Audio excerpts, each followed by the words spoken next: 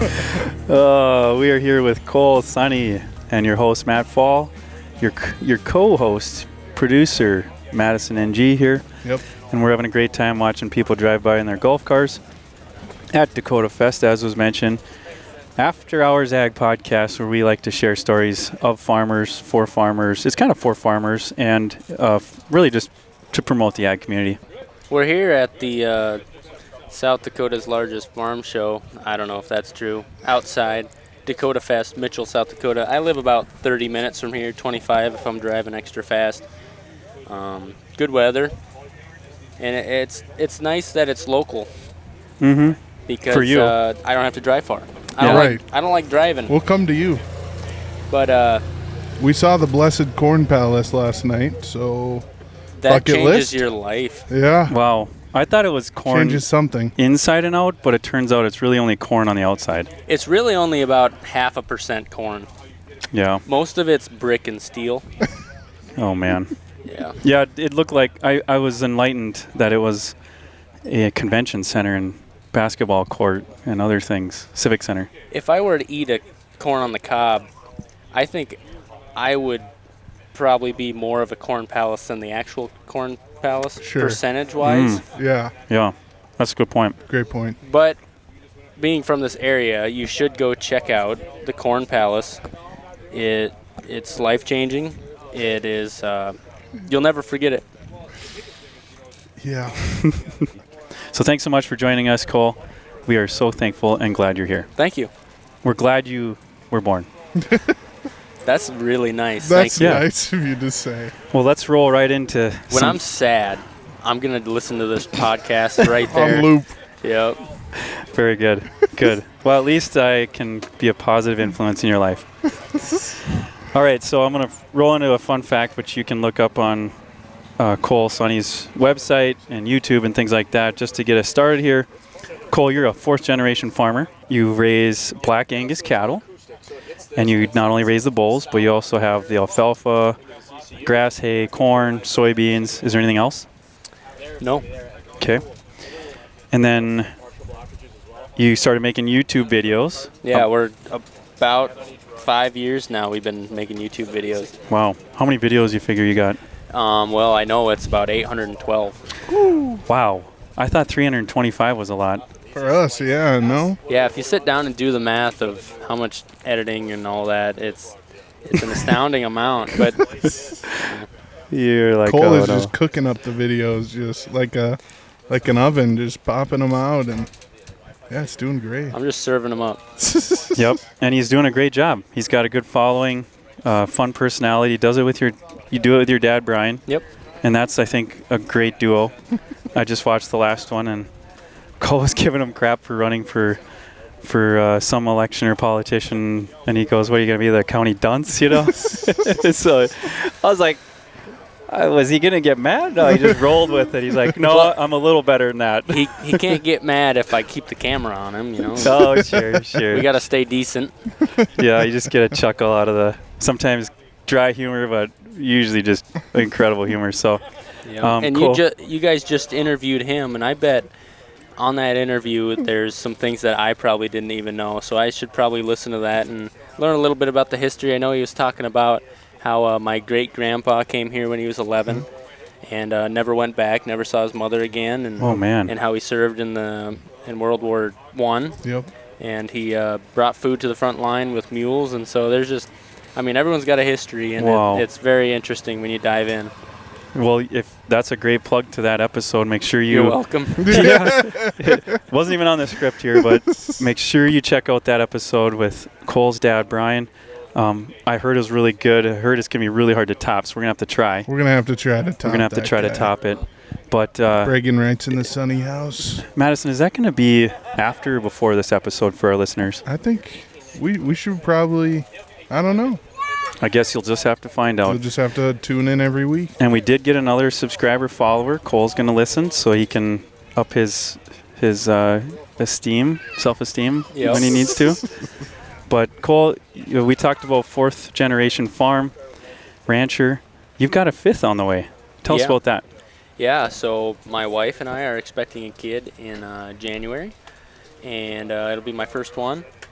My brothers do have kids of their own, so I've gotten to kind of integrate with that life a little bit here and there, just enough to where, you say hi and then you can pop out, but pretty soon it's going to get real. They're all going to want to hang out together, the cousins. Yeah, it'll be crazy. It's getting to be a lot of, between my cousins' kids and, family gatherings are getting to be a lot of kids running around. And that's fun sometimes. Yeah. Sometimes. Well, good. Well, glad to hear. Congratulations. That's going to be fun. Your life's going to change here even more with the season you're coming into, and your life already did change a few Novembers ago when you got married. Yep. Tell us a little bit about that.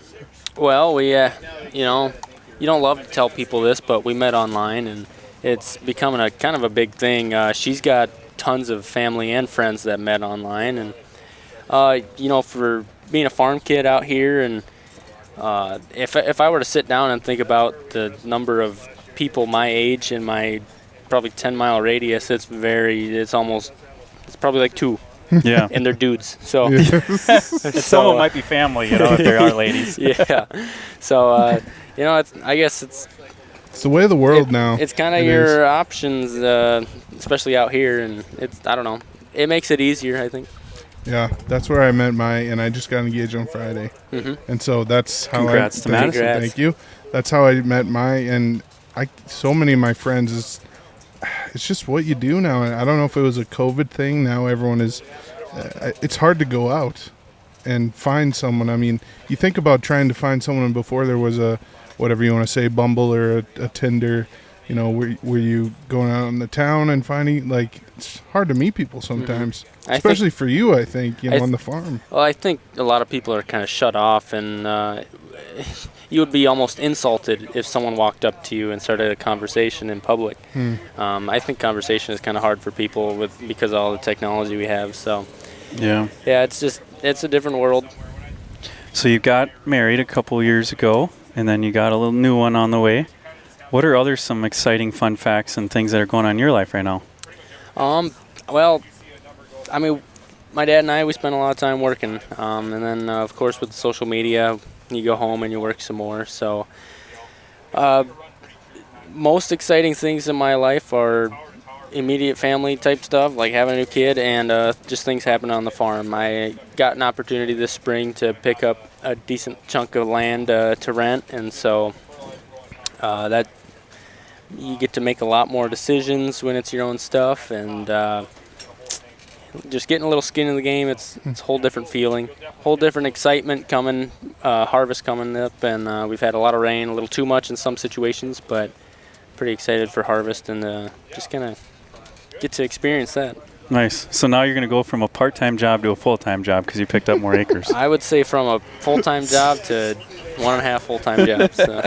I'd like to ask about, like you said, we just recorded with Brian, and he was telling us that, his dad actually kind of pushed him away. He's talking about growing up, pushed him away and said, hey, take some break away from the farm, whether that be in, and I think he said, enjoying college, seeing if college is something that he wanted to do. Is that something your dad did with you? He mentioned, you went to SDSU.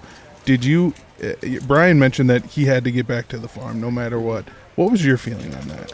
My plan was always to come back. I would say my dad didn't push me away like his dad did, and that push away isn't any derogatory. Right. But I had plans to go to the local technical school here, MTI, and so I would have been probably living at home, commuting the 25-30 minutes, and living on the farm and working on the farm. But kind of a last-minute thing, decided I'd like to get a little further away, do the 4-year deal, and went to SDSU, and no, I was kind of welcome home with open arms, and the YouTube channel definitely helped a lot for me to fit in, because you can't just have everyone come back to the farm. They got to be able to create, I guess, more income of some way, or you can't just, okay, now we'll share everything in like a communist party or something. What? That doesn't work? No. Well, so you just get more poor. What was your major there? Some sort of agronomy, or? Yep. So I went for agronomy, which is plant and soil science, health, and I also took some classes that pertain to cattle, health and vet and how to feed cattle and stuff like that. So just kind of somewhat of a well-rounded farming degree. Yeah. Did you always plan to go back? Yeah, I would say so. When I think back to when I was little, I'd be in our old barns, and I'd pretend farm. I'd get a cow up in the head gate and pretend I'm pulling a calf. And Cool. With a real cow? No, pretend. Pretend. Okay. No, I thought you were playing pretend with a real calf or something. No. I mean, we bottle fed calves all the time too. That was a big part of our summers and springs. So, yeah, I guess I never really thought of doing anything else. I do like flying type stuff. Sure. I was like, if I wouldn't have been a farmer, I like to think I would have flew airplanes or something like that. But I did the next best thing about a drone. So There you go. That's all you need to do. Check out Sunny Farms on YouTube. Some of that drone's next level stuff there. Thank you. That's fun. And we got a drone over here for you. We do It's across only, the way. What is it, 40,000? 40 grand. 40,000 that you can take that baby home today. And you know what? You could carry your kid's car seat with the kid in it. I could fly my kid around. There you go. Well, maybe we won't do that. Probably not a good idea. So 'Kay, then you came back to the farm, and from then, how was it with working with Dad right away? How was it? Just kind of seamless? Yeah, I would say so, because we've been doing it forever, mostly during the summers or just on the weekends, because, with school and sports, pretty busy. But, I mean, we worked cattle and ran tractors throughout all of high school and all of that. So, yeah, I mean, we both have very similar goals. So we're just kind of set up for getting work done. Now, you got two brothers, you said. Yep. How was that dynamic? Did they want to come back? They never really expressed interest, at least not like I did. So they both went to the same college that I went to. We all had very similar interests, like sports and hunting and all of that. But they kind of went different routes, got jobs. One worked at John Deere for a while, and then he works at a local company out here in Huron called Lankota. They do aftermarket ag equipment, similar to you guys, but not quite the same stuff. Same sector, not same equipment though. And then my middle brother, we call him the smart one because he went for engineering. So he actually lives in town here, has 3 kids, and the oldest brother has 2 kids. And so, yeah, they come back when we need them. Actually, we had a really tough repair last week, and my brother happened to be in the area, so we had him get behind a sledgehammer for a few whacks. So they come to our rescue when we need help. Good. And you talked about when you came back, you can't just fit in and assume that enough income is there instantly to cover your needs. And not take away from the farm. Yeah, not take away from your what your dad's needing to get for income and make sure that the farm is still healthy. So how does that look over time, or that was a rude awakening probably, like, okay, we need to either do what? Do more cows, more land?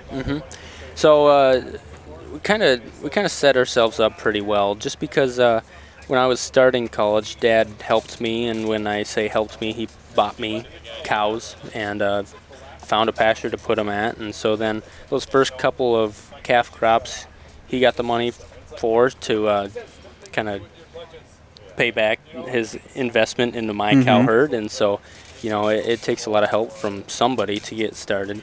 And then not only that, it was throughout college, I started the YouTube channel, so we were building there. So by the time I got graduated, there was a bit of a base, a little social media income, got the cow herd.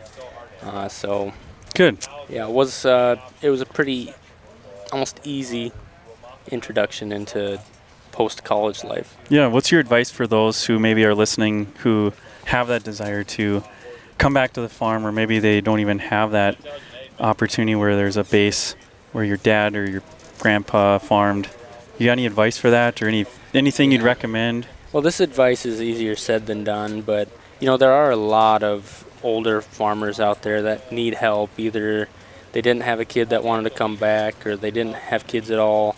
I mean, if you look at the average age of a farmer, it's what, like 60, 65? Oh, yeah. So there's Probably near tons 70. there's tons of people out there that need some help.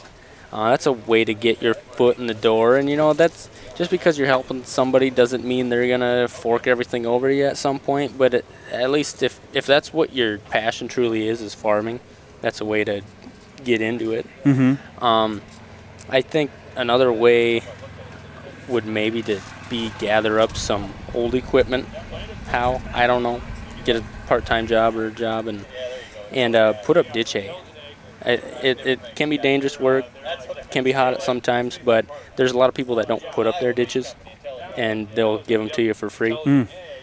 I wouldn't probably pay for a ditch, to be honest, because it's hard work, and I mean you can have a lot of breakdowns and stuff, but it's a way to run some tractors, equipment, and make a product and sell it and get a foot in the door. Yeah, and who knows what that'll turn into next, Start to build your customer base. Maybe you start to rent some land or You'll put be up in the an eyes of a alfalfa. farmer, and if you do a good job, the farmer that's getting older might think, hey, he does a great job in the ditches. Maybe he'll be willing to rent some acres. Mm-hmm. And I've talked to guys who pick up more acres of hay or alfalfa. They're now doing a custom operation. Then you can justify better equipment. So I just see things like that happening, and that's pretty neat too. Mm-hmm. Very good. What about, I want to know about cattle. I mean, that's part of your YouTube channel. It's a huge part. And talk about some of the best parts and the worst parts. Well, I really like the season. It's just there's something different going on all the time. It can be very rewarding just seeing those calves hit the ground, bring them out to pasture, and we're kind of coming off a bull market here, so the cow-calf producers have been making money for about a year, and it's starting to head back the other way, but who knows. Just being around cattle is fun. I mean, animals, everyone loves an animal. It can be tough, they get high-headed or whatever, but you gotta imagine that they're going through some things too, and so in my opinion, the more you're around your herd, the better things go. They're more calm, you're more calm. And just being out there with them, checking them over. Having high-headed cattle, to me, is not worth it. They're just running around, breaking things, might hurt you, hurting themselves. So I think success in cattle can start a lot with just being around them. You learn a lot. Nice. Is there things that you've seen in the technology side or the best practices, different practices side over the years? I know, how many years have you been doing cattle? Let's say since you've been out of college. Shoot. Well, I've been out of college for about 4 years now. Okay. But of course, my dad's had a cow herd since the day I was born, so I've been around them for a long time. Since you're in diapers, I'm sure. Yep. Actually, so I was born in '97, and that's the year my dad first started selling purebred Angus bulls. So he's been doing that for quite a long time. Got a nice loyal and local customer base that repeat customers, and so that's the most fun to sell to. Knowing what they need, they're familiar, they like your product, so that's been going good. Nice. What changes have you seen then since then? Since what he used to do and your whole operation, is it the same as it used to be? I mean, yeah, a lot of it is the same. We found some things that work, and so you don't want to reinvent the wheel. Dad's always getting new genetics in, though. You have to kind of stay current and don't want to step into inbreeding. So there's a lot of Dad does research, and he buys through some local, really good cattle herdsmen that sell purebred Angus bulls as well. So, I think what we do is we spend the big money on the bulls, so our customers don't have to.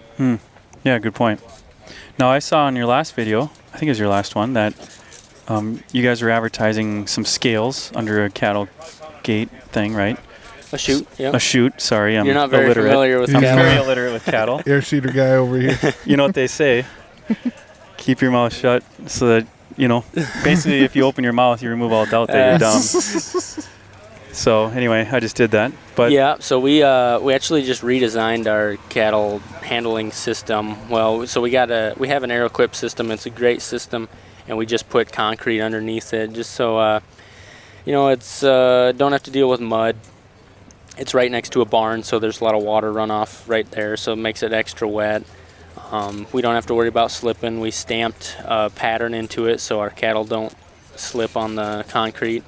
And then we added a scale under the chute so we can weigh our animals. And for us, that's important for a couple reasons.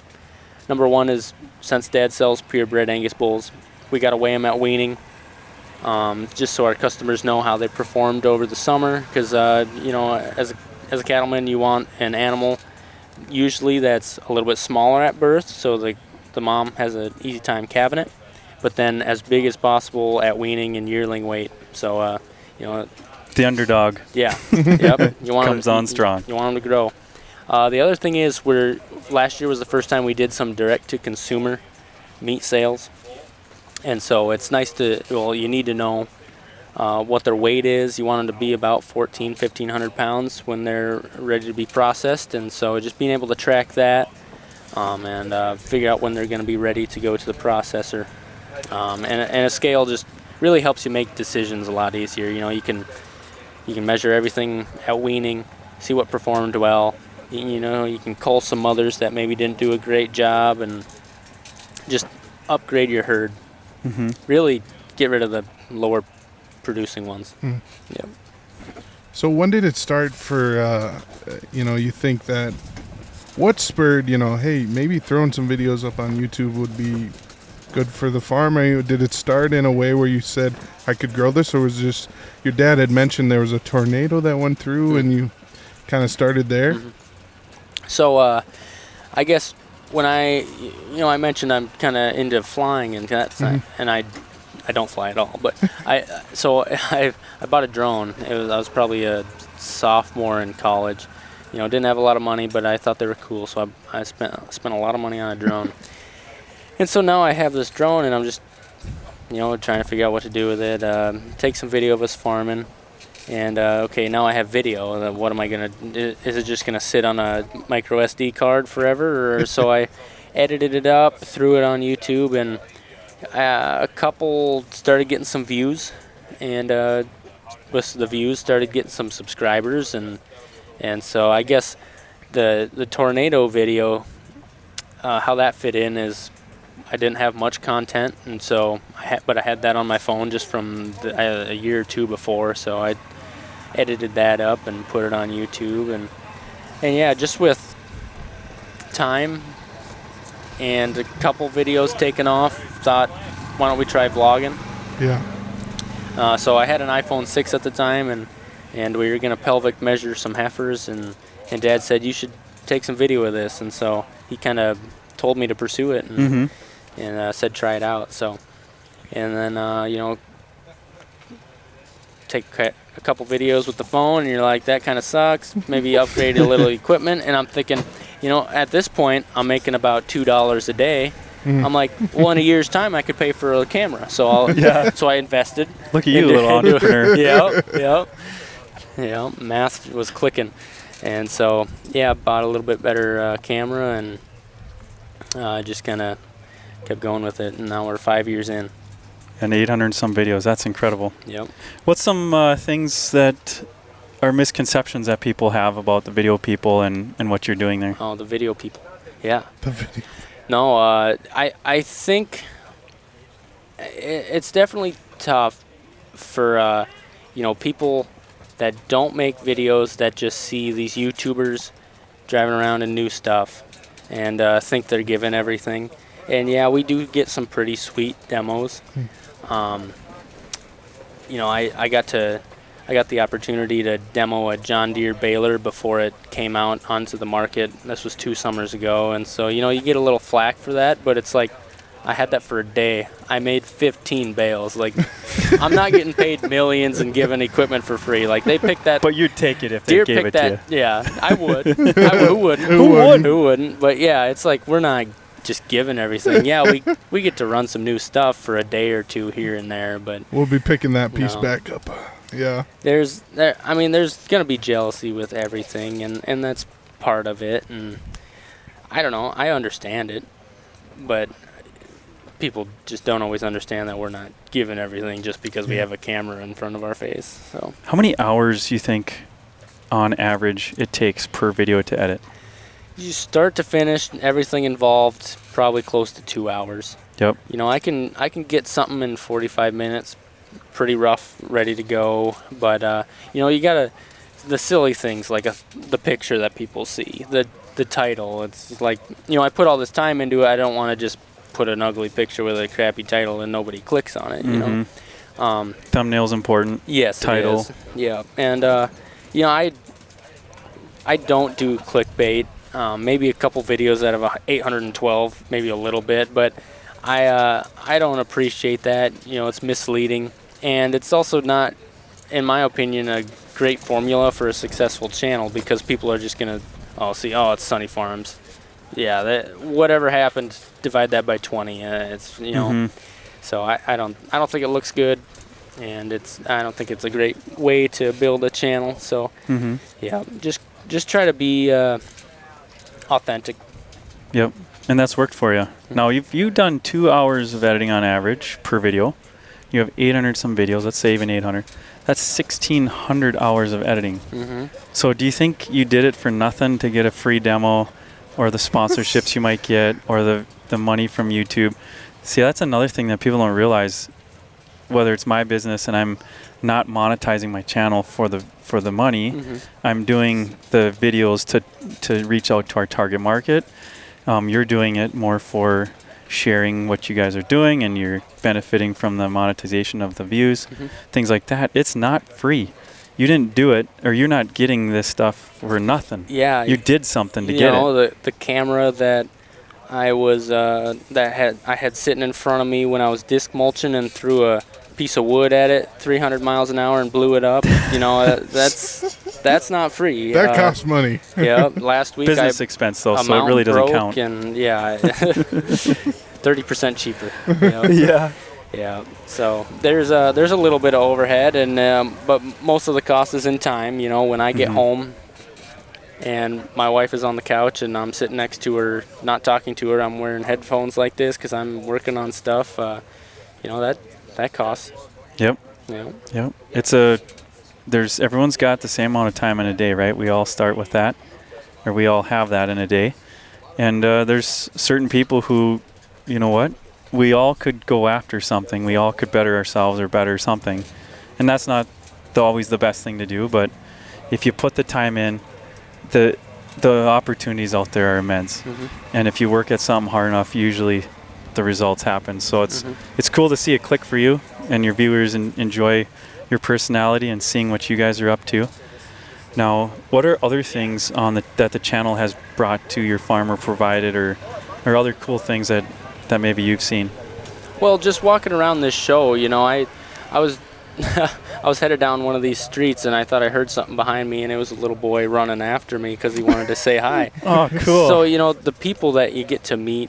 We own my dad and I are part owners of a farm store, and we tell our followers, like, go there anytime. You might see us there. Storeless Station. Storeless Station. I got a shirt from Farm Focused. Nice. And so we meet a lot of people at Storeless Station.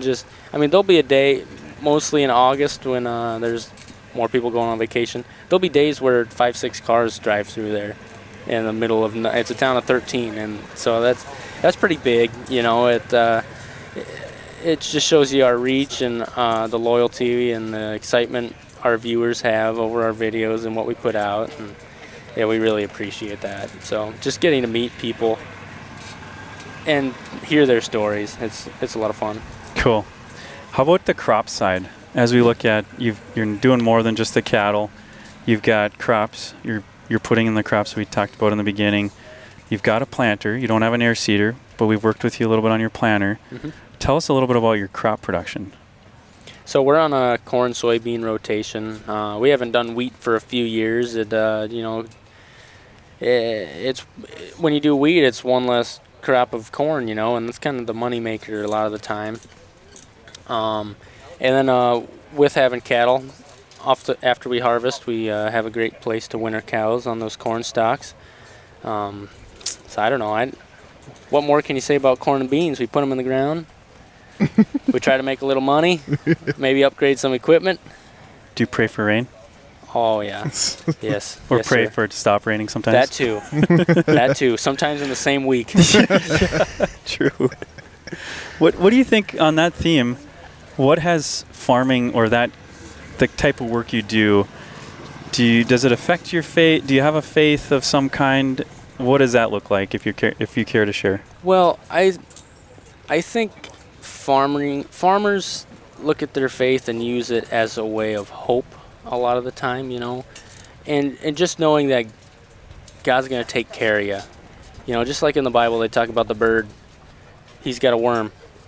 It's getting fed, and how much more God cares about each one of us than that bird. Than a sparrow. Yeah. That are so many of them, So even when it's June 22nd of 2024 and you're getting 8 inches in 48 hours, you're like, gosh dang it, this sucks, but we're going to be okay. Yeah. And just having someone to talk to and make sure you thank him for everything you have every day, and then telling him what you want.